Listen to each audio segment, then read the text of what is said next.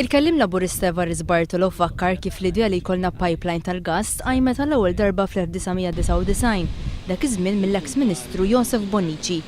Kompla biex kwota dossier intern preparat mill-Ena Malta fis-6 ta' Marzu 2008 li jgħid li ma sarx investiment biżżejjed biex niqelbu għal-gass u li diġà ninsabu tard. Joe Mizzi min-naħa l-oħra fakkar kif waħda mill-konklużjonijiet li ħarġet mill-Ena Malta hi li l-estensjoni tal-Power Station ta' Dellimara kellha tibda tiffunzjona bil-gass sal-2009.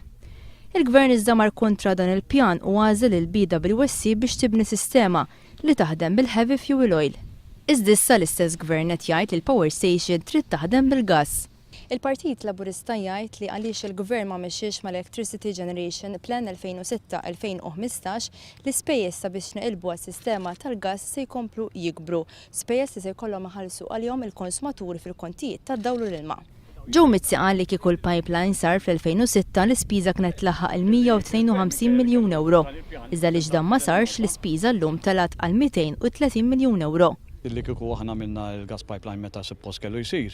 Kien ġismat li kien se jiswajsu xi 65 lira Maltin. Illum ikonna biex nagħmluh illum jiġi jiswa ma' $320 Amerikan. Jifrax qabżem dawn idmorru fil-kontijiet tad-dawlu l-ilma u l-ispejjeż iħallishom il-poplu Malti waġġi. Anki biex l-impjant ta' Dellimara jinqeleb għal wieħed li jaħdem bil-gass, l-ispiża talat b'differenza ta' 8 miljun euro iżjed. Meta jkollok gvern li ma jippjanax u li ma jinvestix kif suppost li jippjana, tispiċċa li mbagħad il-konsumaturi se jkollhom iħallsu dawn l-ispejjeż kollha fil-kontijiet tad-dawlu l-ilma minn barra li se jaħdem bil-heavy fuel oil bil-periklu kollu li dan iġib għall-ambjent u għas-saħħa.